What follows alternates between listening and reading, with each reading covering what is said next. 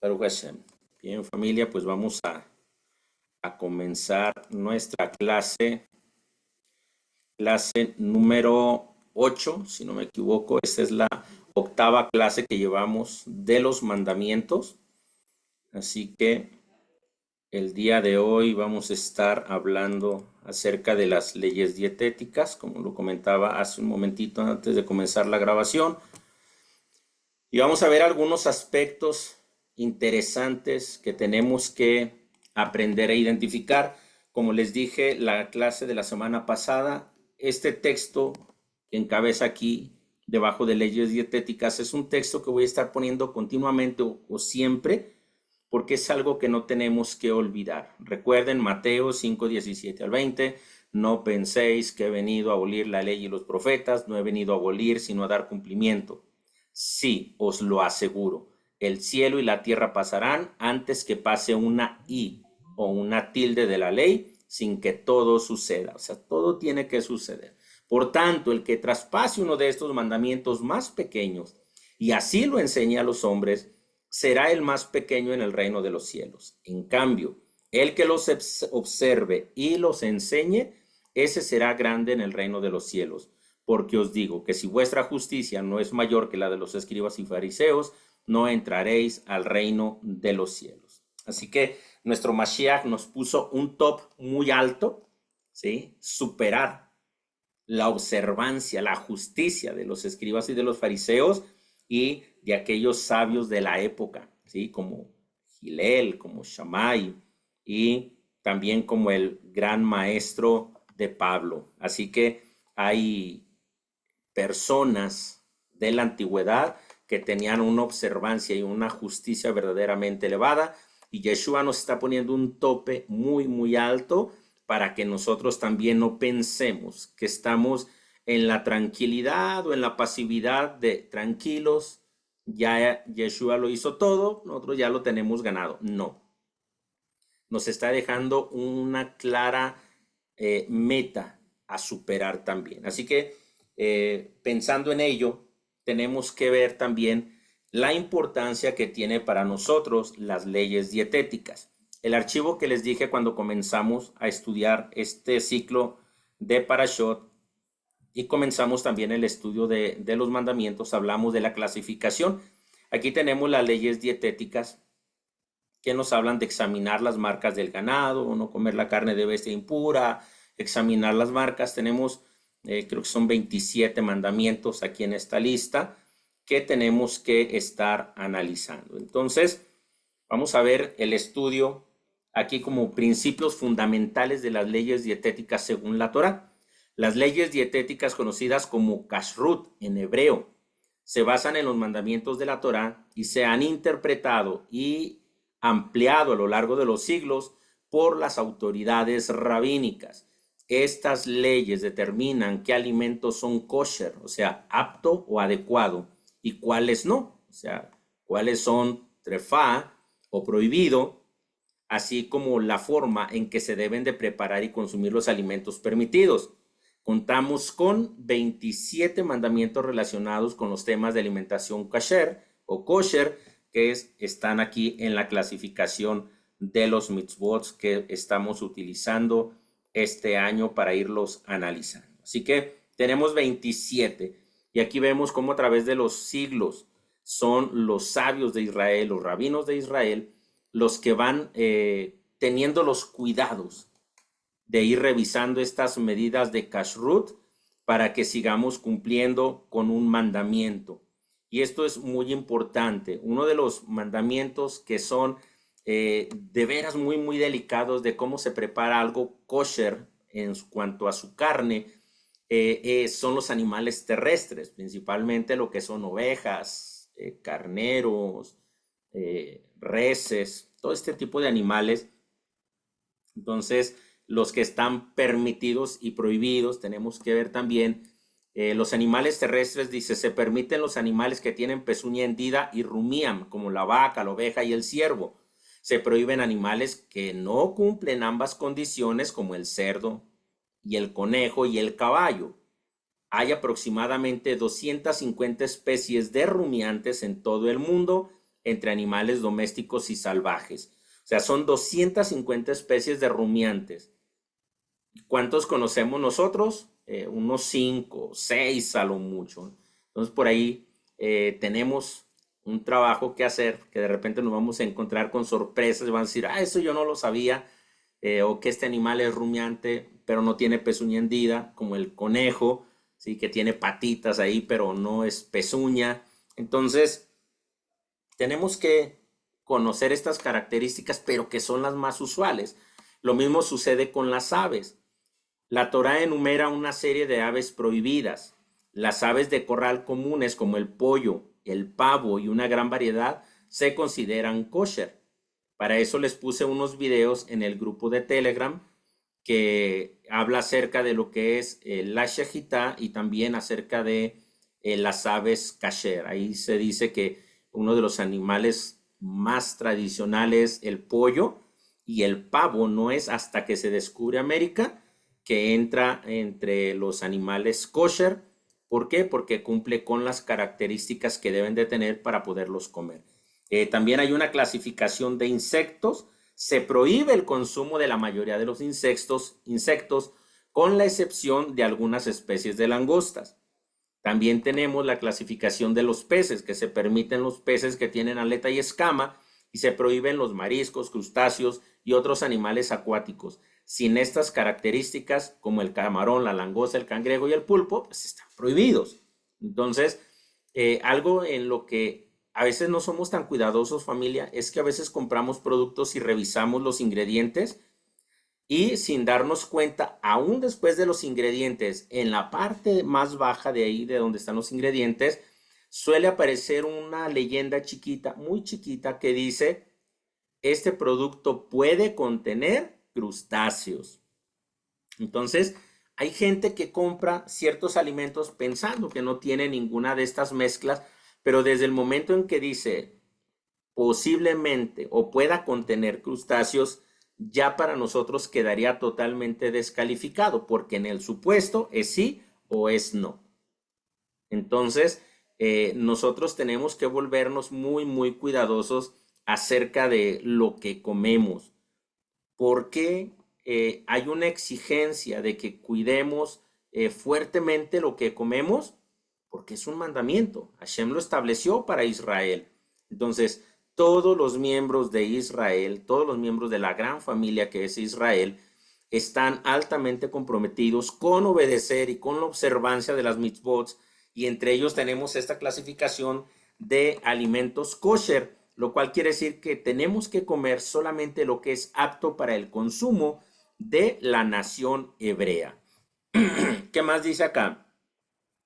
Prohibición de mezclar carne y leche. Esta es una de las mitzvot que hemos visto también con un gran debate dentro del continente occidental acerca de qué es no mezclar el cabrito en la leche de su madre, qué puedo comer, qué no puedo comer. La Torá prohíbe cocinar un cabrito en la leche de su madre, según Éxodo 23:19 y 34:26 y Deuteronomio 14:21, que son los tres textos que nos hablan acerca de esto, suficiente para que conforme a las leyes de interpretación sea aceptado y se formara un círculo, una cerca de protección para no transgredir esta mitzvah que no nos especifica claramente a qué alcance, en qué cantidad, qué menos, qué más, qué sí o qué no. Entonces se estableció un cerco de protección para que no violáramos este mandamiento.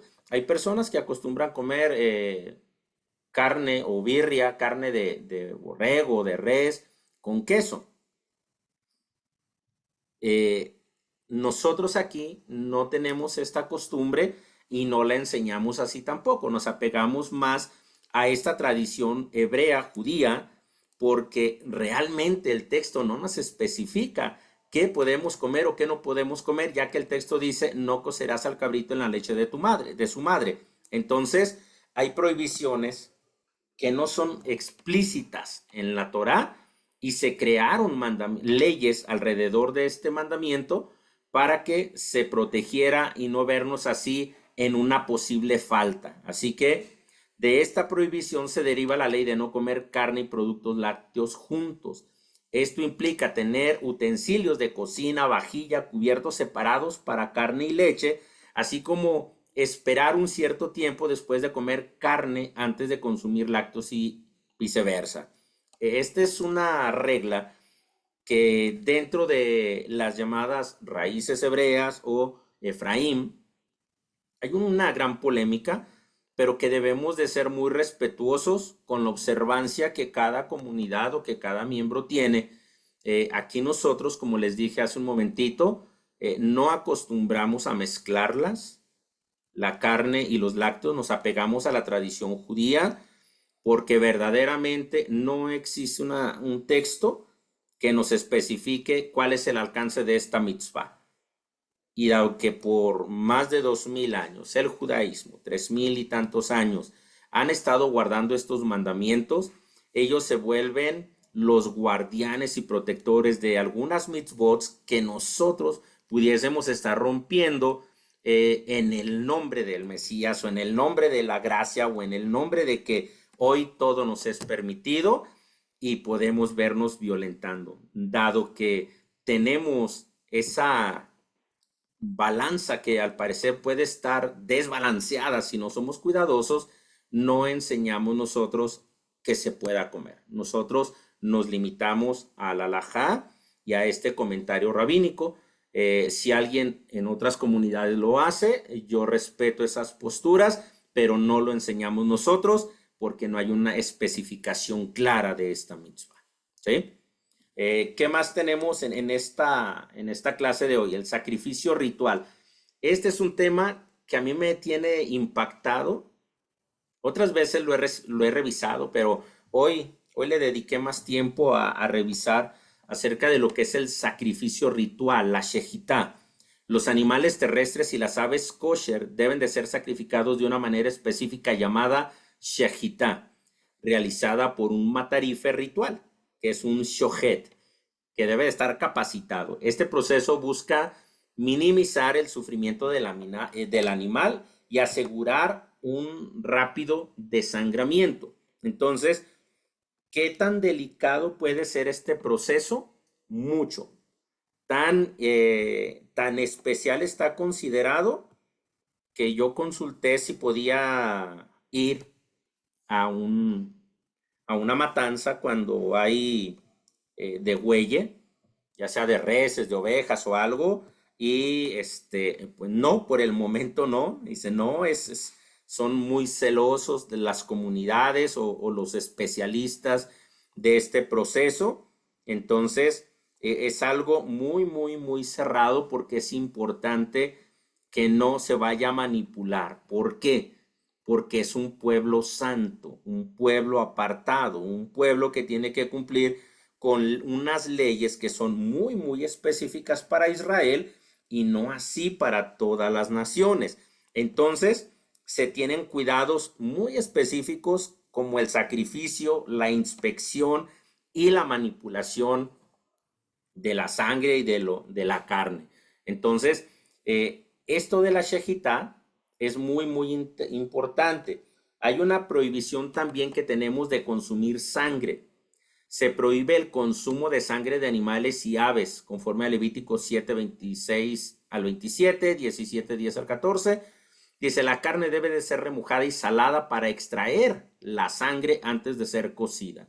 Esta es una recomendación que toda carne en el proceso de cacherización se termina la matanza, todo esto, y luego hay que pasar a salarla al agua con sal. ¿Para qué? Para que se le extraiga toda la sangre posible y no se corra el riesgo. ¿Por qué? Porque dice un shohed que el alma, según la Torah o conforme a la Torah, la vida del animal, el alma del animal está en la sangre. Y no queremos conectarnos con el alma del animal. Solamente queremos comer su carne. Entonces, esto me hizo recordar un evento de una película, no sé si algunos ya la vieron, se llama Avatar, creo. supuestamente viajan a otro mundo, a otro planeta y usan cuerpos ahí extraños, pero me llamó la atención mucho porque matan a un animalito y uno de los actores hace como un ritual antes de matarlo porque hay una conexión muy íntima entre la naturaleza, la creación y los seres vivos. Entonces, es increíble cómo incluso hasta en películas se puede ver que hay una alta conexión del ser humano con los animales, con la energía, con la naturaleza, pero a la hora que estamos estudiando Torah, la desconectamos. O sea, vemos Hollywood y si queremos conectarnos, wow, qué padre, yo puedo hacer eso, yo podría hacer esto otro, a mí me gustaría, pero a la hora que tenemos que hacerlo, lo descartamos totalmente. Entonces, debemos de volvernos muy cuidadosos y ir viendo diferentes aspectos para ver cuál es la observancia que yo tengo acerca o el valor que yo le estoy dando a la alimentación apta para nosotros. También hay una inspección de frutas y verduras. Aunque las frutas y las verduras en sí mismas son kosher, se deben de inspeccionar para asegurarse de que no contengan insectos que están prohibidos, como los gusanos. Una fruta que tiene un gusano ya está descartada, ya no se puede comer. Y muchos de nosotros, principalmente los que venimos de algún poblado, de alguna ranchería, abre una fruta, trae un gusano, se lo quitaba y se lo comía. La verdad es que así era, ¿sí? ¿Por qué? Pues es de la fruta, no pasa nada. Y bueno, le quité el que vi, pero si me comí otro, pues ya ni modo. No, en este caso Israel debe de ser muy, muy cuidadoso hasta con sus frutos. ¿Qué es lo que se va a comer? Porque estamos hablando de la santidad del cuerpo. Un cuerpo apartado, porque ustedes me seréis un pueblo santo. Entonces, un cuerpo santo, pues requiere ser alimentado de una forma especial. ¿Qué tan especial alimentamos nuestro cuerpo? Hablamos de aspectos de santidad, pero cuando hablamos acerca de la alimentación, ya no nos interesa tanto lo santo. ¿Qué es lo que le estamos metiendo a nuestro organismo? Debemos de ser muy cuidadosos. Una de las prohibiciones más delicadas o más importantes dentro de todos estos principios de Kashrut, ¿sí?, o de las leyes dietéticas, está la prohibición de comer sangre. Pero carne con su vida, que es su sangre, no comeréis. Esto viene desde Génesis capítulo 9, versos 4.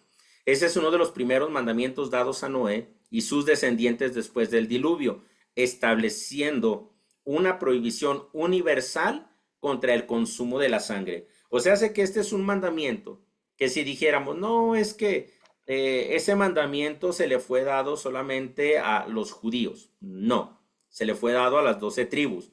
Pero desde que Noé salió del arca, Hashem le dio la indicación a él y a sus hijos y familia que venía, que se salvaron con él, les dio la orden específica de no consumir sangre. No se podía. Y esa es una ley universal. Todo el mundo deberíamos de desangrar los animales antes de comerlo y muchos de nosotros nos vimos envueltos en cosas de este tipo por ignorancia. ¿Sí? Porque, como les digo, principalmente los que provenimos de rancherías, de comunidades o costumbres de pueblos, se hacen muchas cosas que hoy en día sabemos que no están bien, no son correctas para el pueblo de Israel. Perdón. Entonces, debemos de ser muy, muy cuidadosos. Y miren qué importante lo que dice Levítico 17, capítulo 17, versos del 10 al 14.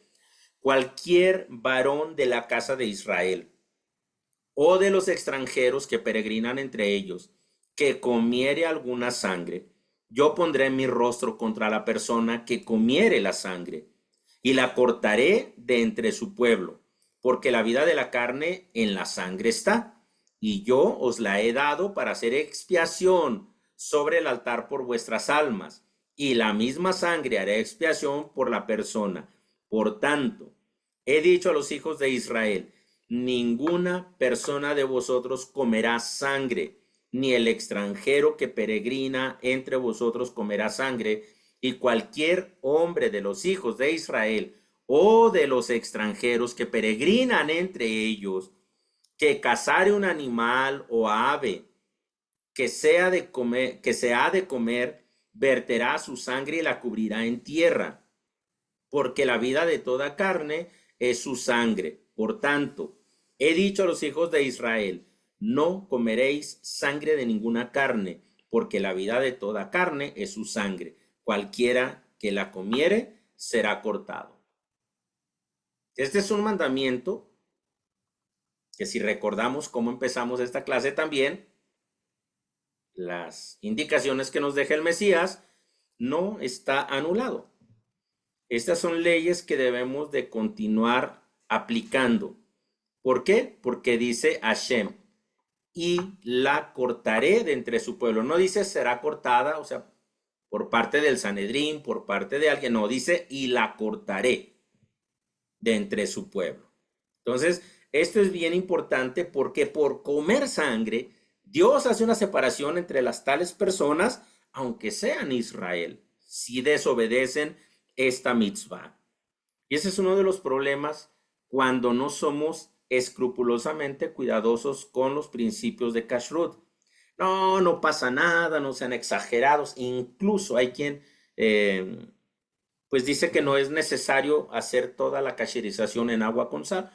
No, ya, como viene, pues ya está hasta congelada, sabrá Dios, ya ni sangre ha de tener. No, nosotros debemos de ser más cuidadosos y debemos de orar y pedirle a Hashem que entre la casa de Israel surjan personas interesadas en hacer la shejitá a los animalitos, que podamos tener dentro de las comunidades matarifes, o sea, que tengamos gente shohet que hagan la shejitá a los animales y que podamos conocer más a detalle todos estos principios, todos los cuidados que conlleva. Si alguno de ustedes ya vio los videos que puse ahí en el chat de Telegram, se va a dar cuenta cómo no es solamente el degüelle de una res, sino cómo tienen que hacer una perforación y revisar con la mano todo por dentro, los pulmones del animal, para ver que no vaya a estar un pulmón perforado. ¿Por qué? Hay reglas específicamente también para eso, no es nomás el degüelle. Ahí vemos cómo también los pollos, en uno de los videos que les puse, cómo también el pollito debe de ser examinado, revisado, cómo se debe de hacer el corte y todo. Entonces, este pasaje enfatiza la santidad de la sangre como símbolo de vida y su uso exclusivo para la expiación en el altar. No debemos nosotros de violentar esta mitzvah porque fue Hashem el que la estableció y a nosotros solamente nos toca cumplirla. Deuteronomio 12 del 23 al 25 dice, solamente que te mantengas firme en no comer la sangre, porque la sangre es la vida y no has de comer la vida con la carne. No la comerás. En tierra la derramarás como agua, no comerás de ella, para que te vaya bien a ti y a tus hijos después de ti, cuando hicieres lo recto ante los ojos de Hashem. Y aquí se reitera la prohibición y se asocia con la bendición y el bienestar. Todos estos textos son tomados de la Biblia Reina Valera. Sí, creo que sí, todos los tomé de ahí. Así que estas palabras son casi idénticas a las que están en su Biblia o son idénticas. Tal vez pequeña diferencia por el año de la traducción y todo, de la versión y todo eso. Este texto del Deuteronomio, capítulo 12, versos del 23 al 25, está asociando el no comer la sangre, cumpliendo esta mitzvah correctamente, lo está relacionando con la bendición y el bienestar. Esto es algo importante para nosotros como Israel, porque dice el texto, para que te vaya bien a ti y a tus hijos después de ti, cuando hicieres lo recto ante los ojos de Adonai. O sea, hace que para nosotros poder cumplir esta mitzvah, nosotros debiésemos de comer animales que estén debidamente degollados, desangrados y preparados para nuestro consumo. Porque de otra forma nosotros no conocemos cuáles son los procesos de muerte de los animalitos para el consumo humano. Simplemente decimos, no, pues viene del rastro, viene de la pollería, de la granja, pero muchas de las veces hemos visto videos y he mirado cómo a veces entre las jaulitas de los pollos donde los amontonan todos los que son para la venta de consumo, a veces se aplastan entre ellos. Y llega un pollito ya casi muriéndose y ahí nomás le cortan el cuellito y ya mételo, ahí se va y ese animalito nosotros no lo podemos consumir. Entonces desconocemos totalmente los principios, más bien el cómo hacen todo este proceso desde la muerte del animalito hasta que sale a la venta comercial. Entonces, ¿qué debemos de hacer? Orar para que Hashem nos permita que haya el deseo de personas, varones que quieran convertirse en verdaderos siervos de Hashem, que quieran cumplir con este proceso de Shejitá en los animales para el consumo de la casa de Israel. Porque hablamos de que hemos vuelto a la Torá, estamos volviendo a las raíces hebreas, pero realmente, familia, no estamos haciendo absolutamente nada por cumplir con esa parte importante de nuestra identidad, como es el comer conforme a la Torá.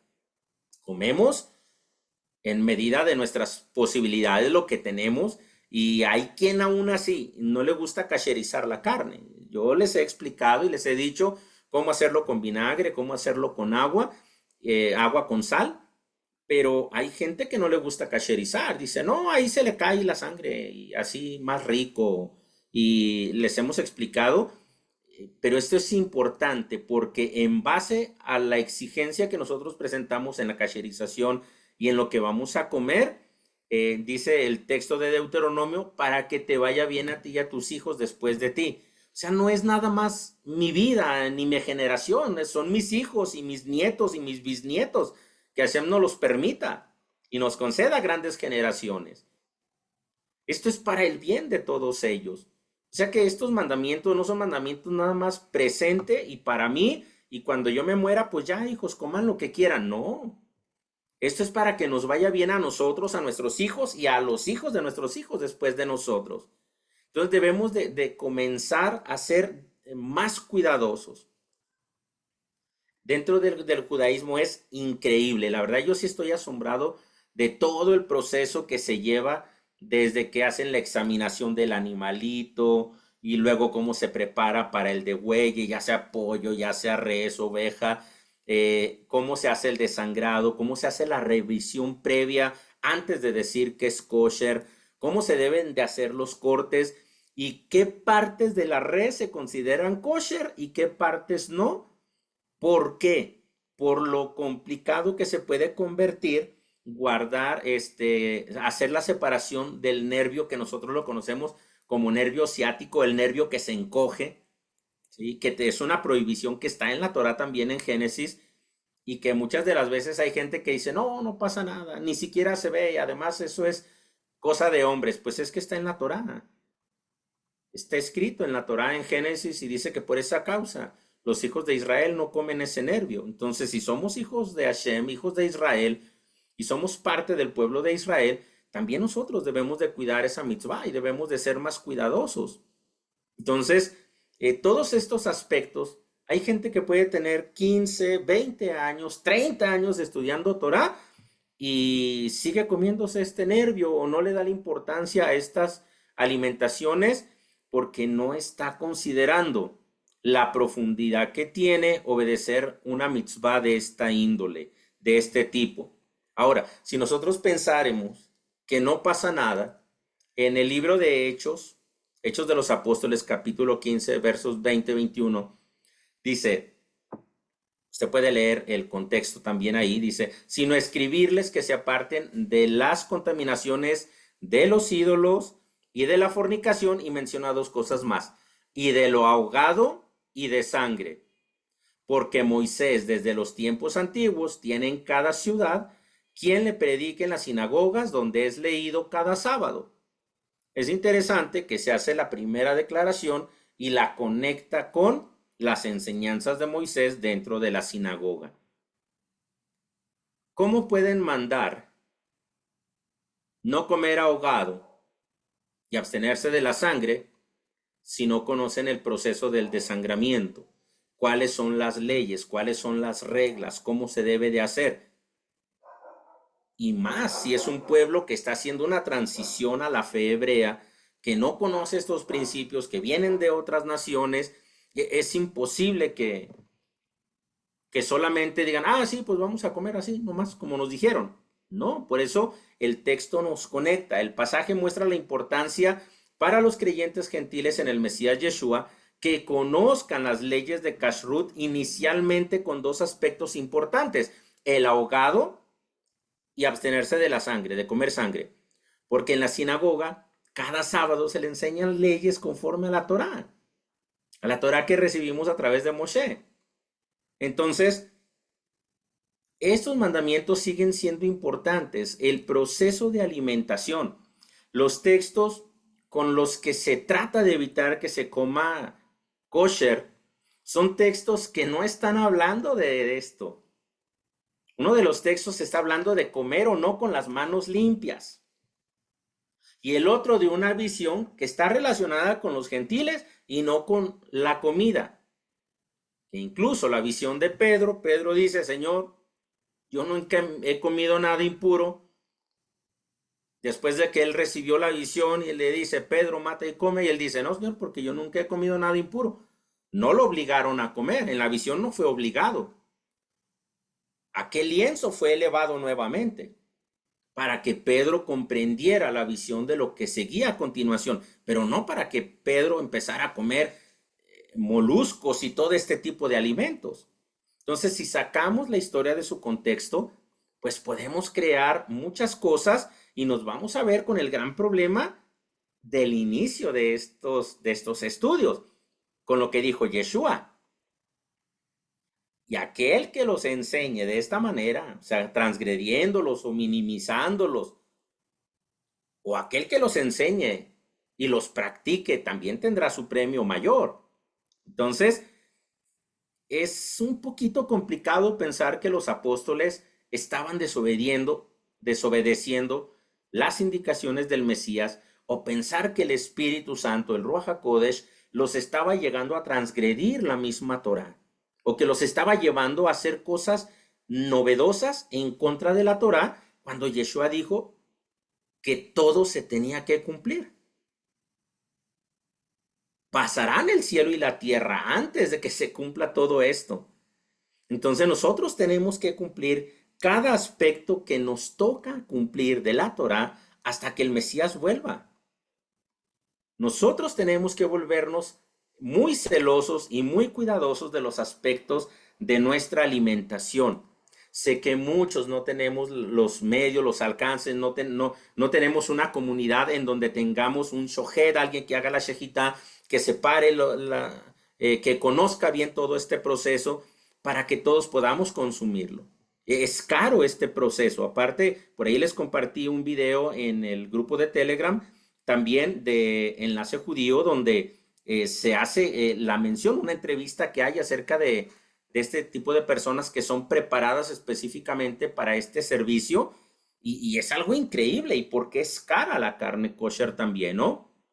Entonces, debemos de ser un poquito más celosos, más cuidadosos, porque la Torá nos dice que un pueblo santo debemos de ser para Hashem.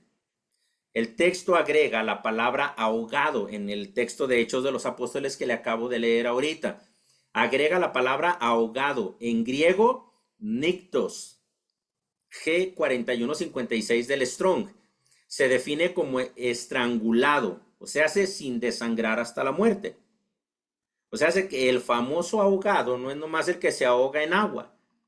Ah, se cayó al agua y se ahogó. No, sino el que es estrangulado, asfixiado hasta su muerte. Ese animal tampoco se debe de comer. Aunque la Torá no usa explícitamente la palabra ahogado en el mismo sentido que Hechos 15, 20 y 29, la prohibición de consumir sangre implica la necesidad de un correcto desangrado del animal.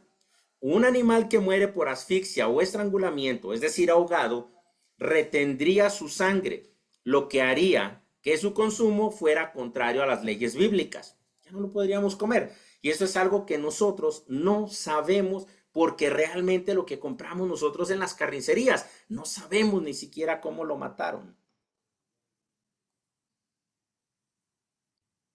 No, pero es que el apóstol Pablo dijo, de todo lo que hay en la carnicería podéis comer sin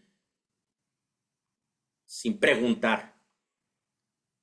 ¿Será que el apóstol Pablo estaba decidido a ir en contra de los principios de la Torá cuando él mismo dijo que no había hecho nada en contra de la Torá ni de los ancestros? ¿O será que nosotros entendimos mal o hemos sacado conclusiones simplemente para congraciarnos y que todo el mundo pues, comamos de todo y no tengamos el problema de que, ay, qué exagerados? Es más importante agradar a Dios antes que a los hombres. Y yo dudo mucho que el apóstol Pablo hubiese querido agradar a los hombres, más que a Dios. No lo creo. Creo que si se sacan las cartas de su contexto, se sacan interpretaciones erróneas. Así que tenemos que ser más cuidadosos en cómo analizamos la escritura, en qué escuchamos y de qué manera lo vamos a aplicar. Porque tristemente, hoy en día hay tantos líneas de enseñanza, pues que puedes escoger a tu gusto el que más te llene, el que más te guste y el que se te acomode a tu placer y deleite. Así que si lo que buscamos es agradar a Dios, debemos de esforzarnos por ser cada vez más personas cuidadosas de lo que comemos. Por lo tanto, la instrucción de abstenerse de ahogado de Hechos 15:29 se basa en el principio fundamental de la Torá de no consumir sangre, que requiere que los animales sean sacrificados de una manera que permita el drenaje adecuado de la sangre. La shejitá, el método ritual judío de sacrificio, está diseñado precisamente para este propósito. Para eso se desarrolló, para matar el animalito de una forma que se desangre completamente. ¿Cuáles son las razones de estas prohibiciones? ¿Por qué me enfoqué en este? Porque este es el que menos importancia le estamos dando nosotros como Casa de Israel. Es de los textos que le damos importancia. Si no me dan un vaso de sangre, no voy a tomar sangre así, ¿verdad? Pero sí debo de tener cuidado también en otros aspectos porque a veces no sabemos ni qué nos estamos comiendo. La sangre representa la vida y esa es una de las razones principales por las cuales está prohibido. La sangre se identifica con la vida misma. Elohim considera la vida como algo sagrado y por lo tanto la sangre que la representa también lo es. Consumir sangre sería una falta de respeto a la santidad de la vida que Dios nos ha dado. Si somos un pueblo santo, debemos de cumplir con estos mandamientos porque Hashem le está poniendo un nivel muy alto de observancia a la sangre. Porque la sangre representa la vida y la vida tiene un nivel de santidad incluso dentro de los animales. No es que no son santos como nosotros, no, por supuesto que no, son almas distintas, pero también los animalitos fueron creados por la palabra de Hashem. Así que tienen un nivel también de una cierta elevación. Por eso dicen algunos sabios, algunos rabinos, que incluso el animalito es elevado cuando se pone a la mesa de un miembro de la casa de Israel. Cuando un médico nos hace una transfusión de sangre a la vena, nos pone la vida de otra persona, ¿eso es bueno o es malo? Ese es un tema de debate ahí con los testigos de Jehová, pero no estás comiendo sangre. El tema de la transfusión es un tema de vida y la Torá es para vida. Todo lo que sea para salvar una vida está permitido. La Torá prohíbe comer, que entre por mi boquita. No cambiemos o no nos dejemos engañar por ahí con teorías y cosas extrañas. Comer implica que tiene que pasar por mi boca, tragarlo y ir descendiendo hasta mi estómago. Una transfusión es algo diferente. Respetamos todos los aspectos de otras líneas que dicen que no, que está prohibido. Bueno, yo lo respeto eso, no me voy a meter en ese tema, pero si es para salvar una vida, no hay una prohibición que diga que no se puede hacer, ya que no la estás comiendo. Es importante entender ese balance. Bien, ¿por qué otra cosa es importante que entendamos esto? ¿Por qué? ¿Cuáles son de las principales razones de la prohibición? La sangre se usaba para el sacrificio y la expiación.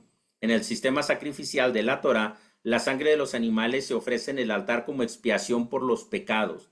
Este uso sagrado de la sangre la apartaba del consumo común, o sea, no era usada para algo común.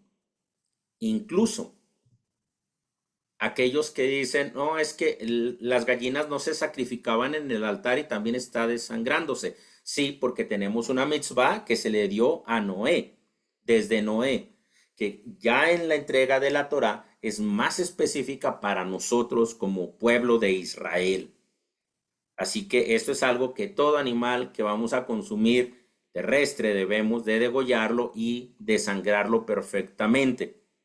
En este caso, el sistema sacrificial está haciendo énfasis en algunas clases de los animales que se utilizaban para los sacrificios. Y estos tienen otra línea también muy importante. También es importante porque hay una distinción entre el pueblo de Hashem y otras culturas.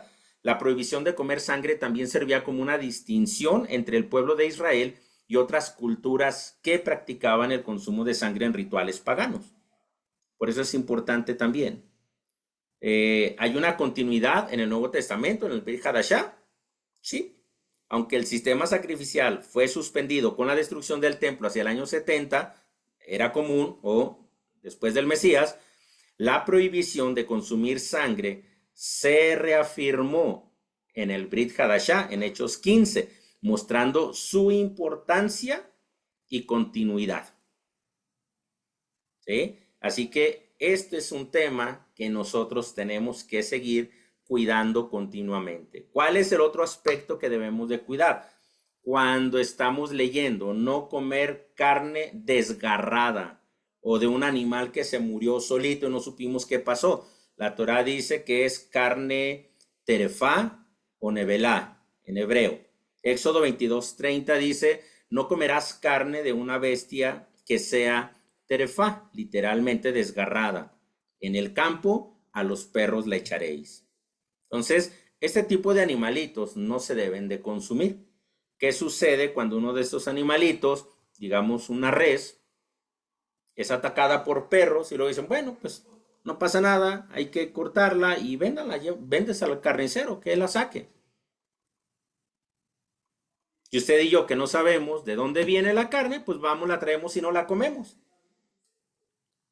No sabemos ni lo que nos estamos comiendo. Por eso dentro del judaísmo es que hay una exigencia muy fuerte acerca de todos estos principios de cómo comer carnes.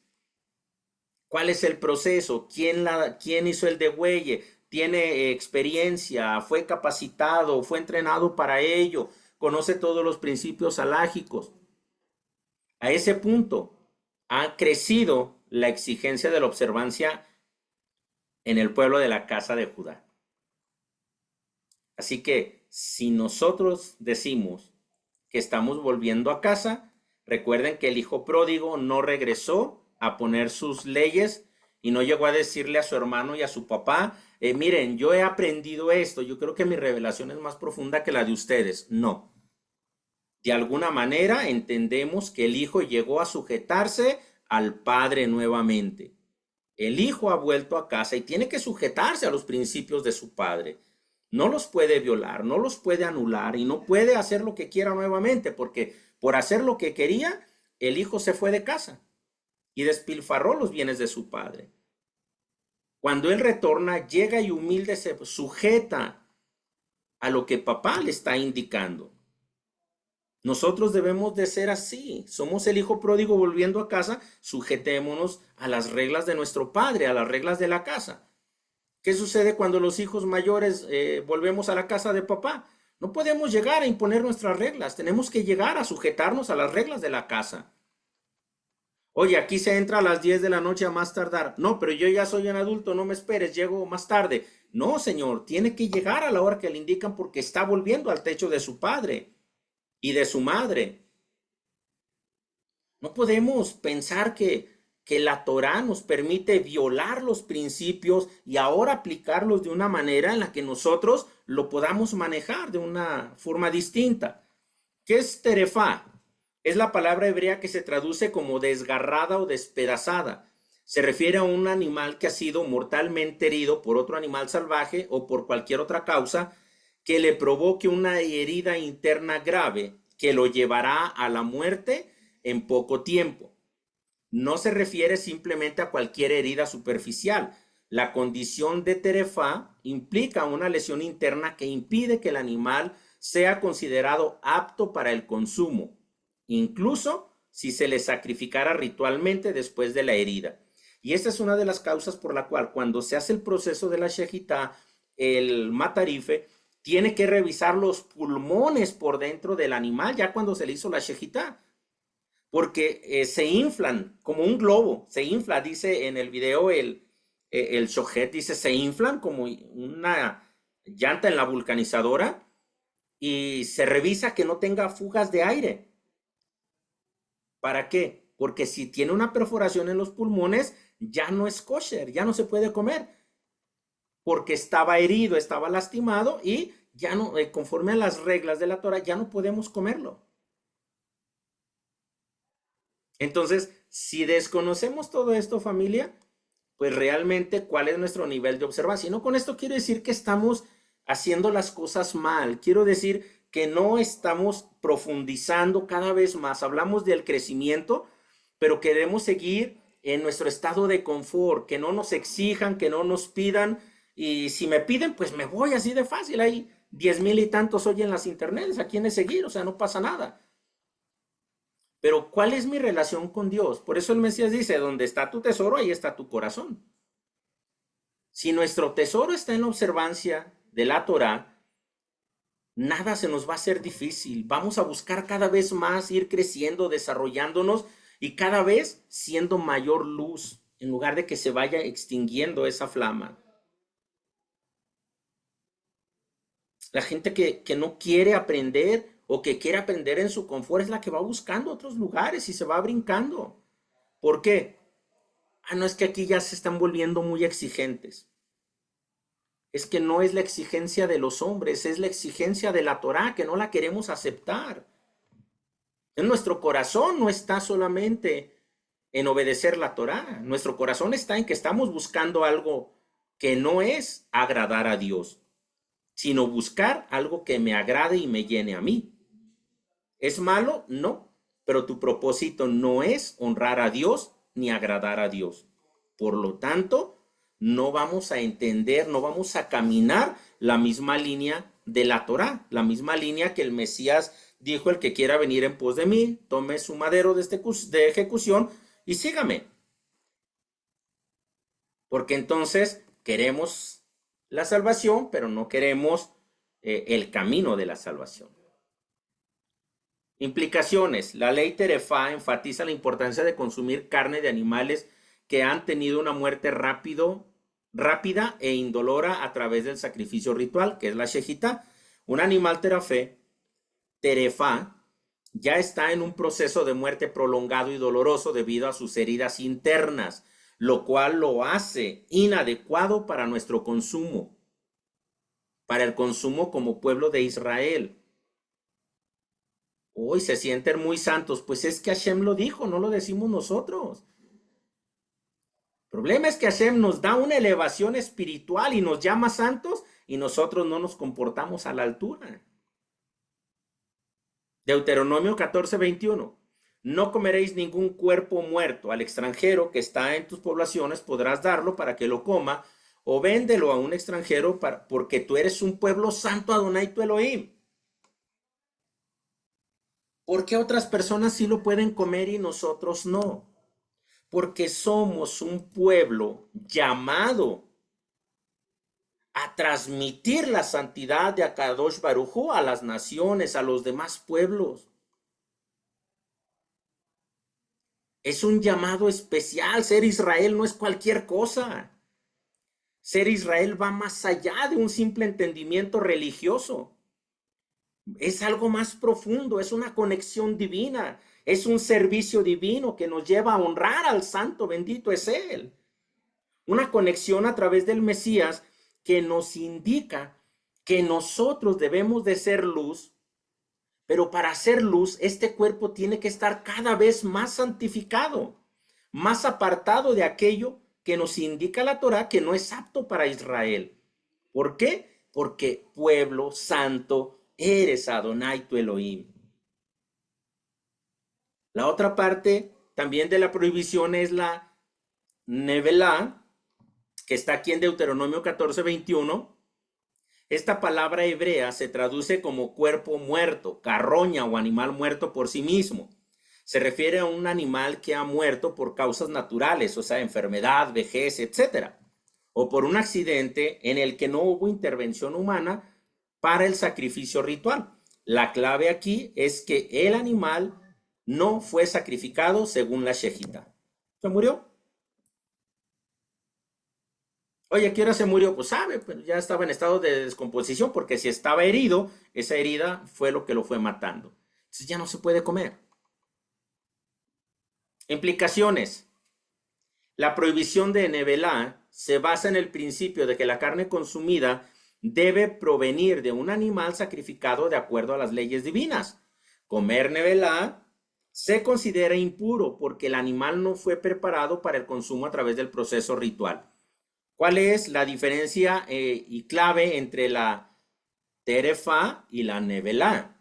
Aquí está un cuadrito. ¿Cuáles son sus características? La terefa y la nevelá. ¿Sí? Causa de la muerte. Terefa, herida mortal causada por un agente externo, otro animal, accidente, etc. Una nevelá, muerte natural, enfermedad, vejez o accidente, sin intervención humana para el sacrificio.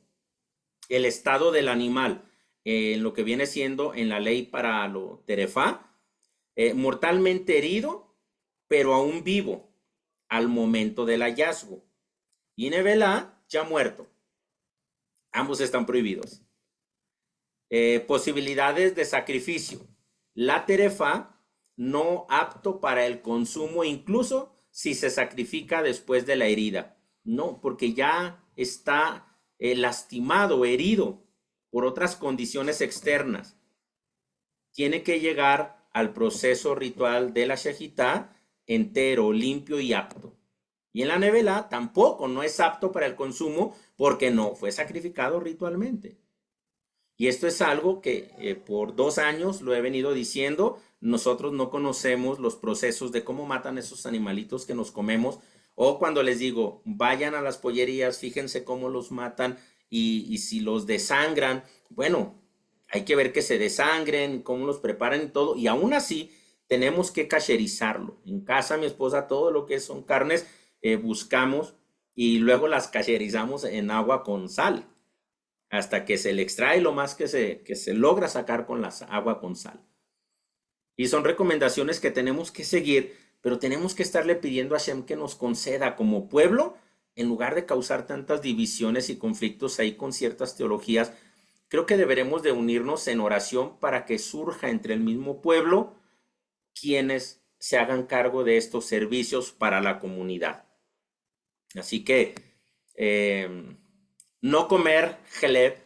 Esta es otra de las mitzvot que encontramos para lo que son las leyes dietéticas. ¿Qué es el Heleb?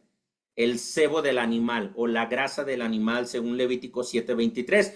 Esta es otra de las mitzvot que encontramos y que muchas de las veces tampoco consideramos, ¿sí? Dice el texto, habla a los hijos de Israel diciendo, ningún sebo de buey, ni de cordero, ni de cabra comeréis. Aquí nos es muy específico, esta es una ley muy clara. Dice, ningún sebo de buey, en esta versión dice buey, no revisé otras para la clase. Dice, ni de cordero, ni de cabra. Aquí estamos hablando de 3 clases o 3 categorías muy bien marcadas, ¿sí? Ni de buey, ni de cordero, ni de cabra. El sebo, la grasa de esos 3 animalitos no se puede comer. ¿Por qué? Este es un versículo claro dentro de las leyes dietéticas, específicamente en lo que respecta al consumo de la grasa animal. Levítico 7 se centra en las leyes que rigen los sacrificios de paz o de bienestar. Estos sacrificios se ofrecían como expresión de gratitud, comunión o para cumplir con un voto. Una parte de la ofrenda se quemaba en el altar, mientras que otra parte era consumida por los sacerdotes y el oferente. En este contexto, el versículo 23 establece una restricción específica sobre el consumo de sebo o de grasa. En otras versiones se dice grasa. ¿Sí? Significado de sebo, heleb en hebreo. La palabra hebrea heleb no se refiere a cualquier tipo de grasa, sino específicamente a la grasa que rodea los órganos internos, como los riñones y los intestinos. Esta grasa se considera la parte más rica y nutritiva del animal. En el contexto bíblico, se distingue de la grasa que está entreverada en la carne, a veces traducida como gordura. Si usted se va al principio del capítulo 7, no recuerdo si es el verso entre el 3 y el 7, donde dice claramente cuál es la grasa que está haciendo mención aquí, heleb, en hebreo, que es la que cubre esos órganos específicamente. La prohibición del consumo, dice el versículo, prohíbe explícitamente el consumo heleb de buey, cordero y cabra. Estos animales eran los más comunes para los sacrificios, por lo que la prohibición se centra en ellos. O sea, que estas son grasas que hoy en día nosotros ni idea, ni siquiera sabemos si esa grasa se vende, qué se le hace, de dónde saca, o qué parte de la res nos estamos comiendo y si cumplió con estos procesos. Dentro de lo que es el proceso de la preparación de kashrut, las leyes de kashrut para las carnes son muy amplias y hay unas separaciones, no recuerdo si las puse aquí, ya casi terminamos, pero ahorita vamos a verlo, si no ahorita las leo. Razones de la prohibición. Existen varias interpretaciones sobre las razones de esta prohibición, del sebo o de la grasa de los órganos. Uno es la santidad. La grasa, al ser la parte más rica del animal, se considera la mejor porción.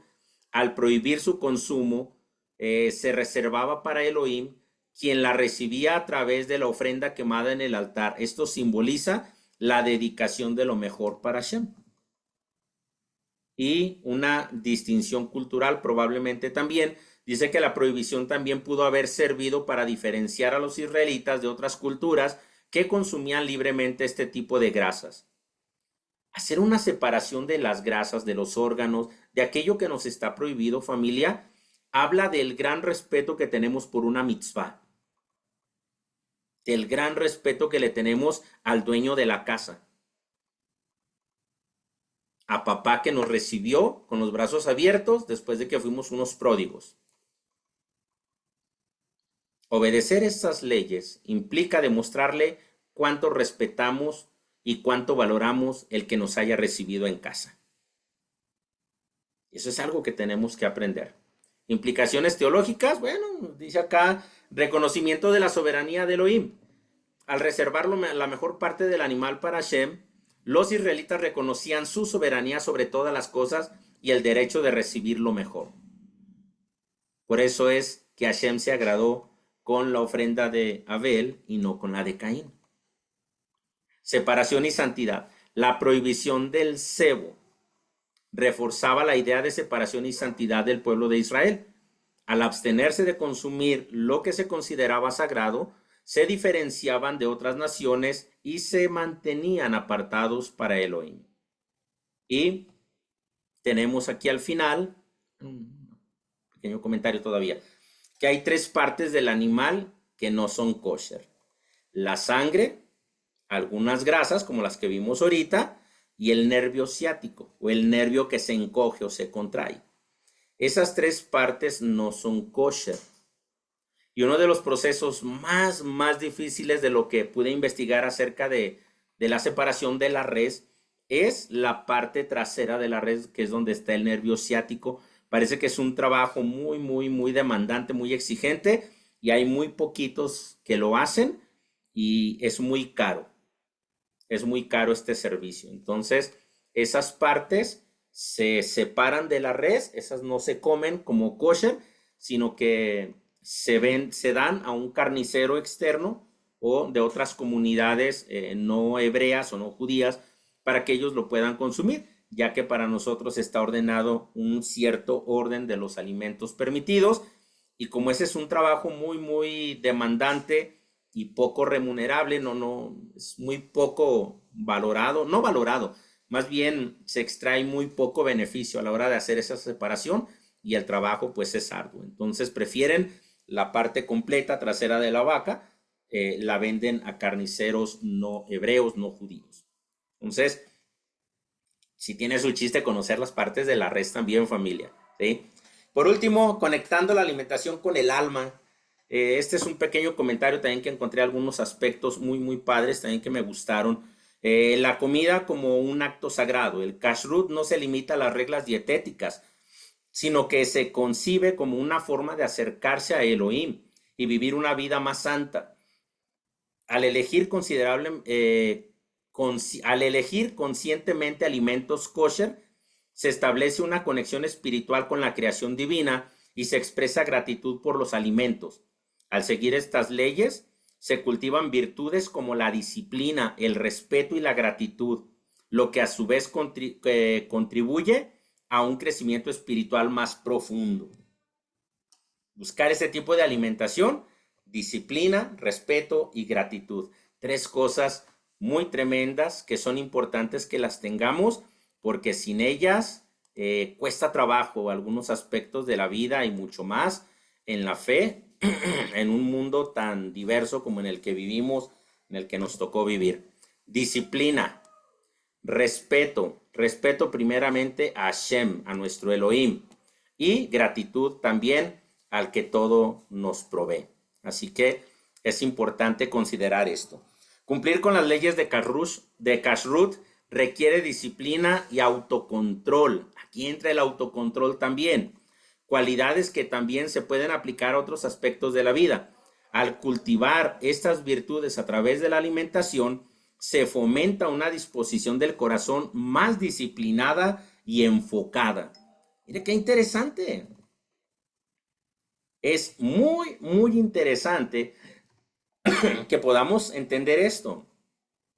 La importancia que tiene decidirnos a comer cada vez mejor conforme a lo que son los principios de Kashrut.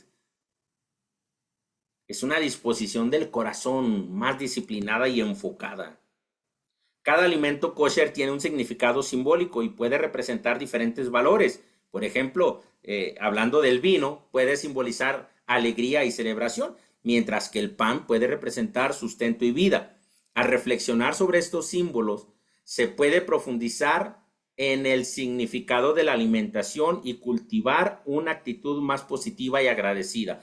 Comer kosher es una elevación espiritual también para nosotros. Nuestro cuerpo está cumpliendo con una función que Hashem quiere que nos convirtamos en un recipiente más apto para recibir su bondad, para recibir cada uno de esos principios que Él quiere transmitir a través de nuestras vidas a los demás seres humanos. El problema es que a veces por eso no brillamos. Estamos opacados o estamos apagados. Que tenemos que buscar el reconocimiento público a través de llamar la atención y algunos otros factores, porque creemos que no se nos valora, cuando muchas de las veces somos nosotros los que no estamos dejando que esa luz se desarrolle debido a que nuestro recipiente está sucio. Como está sucio, está negrito por dentro, pues aunque le caiga la luz, no se va a poder. Así que conexión con la comunidad. Preparar y compartir comidas kosher fomenta la unión familiar y comunitaria. Al compartir alimentos preparados con respecto a las tradiciones hebreas, se fortalece el sentido de pertenencia y se cultiva un corazón más abierto y compasivo. Respeto por la vida. Las leyes de Kashrut promueven el respeto por la vida y la creación. Al evitar ciertos alimentos y prepararlos de manera específica, se muestra respeto al mandamiento y cuidado de los animalitos, y se reconoce la interconexión de todas las cosas. Así que, familia, hasta aquí terminamos nuestra clase del día de hoy. Espero que les haya agradado y que nos ayude a ir creciendo cada vez más en la exigencia de comer no solamente animales, sino todo lo que son alimentos kosher, para que tengamos un cuerpo conforme a lo que Hashem ha establecido para nosotros. A la hora de estudiar esto, familia, podemos entender por qué Daniel y sus compañeros fueron unos recipientes tremendamente buenos para recibir la luz de Hashem y transmitían esa gran santidad. Así que los invitamos a ir mejorando cada vez más los aspectos de los alimentos kosher, para que podamos ser mejores recipientes hasta que venga el Mashiach. Que pasen buenas noches, nos vemos la próxima semana. Bendiciones y Laila Tov.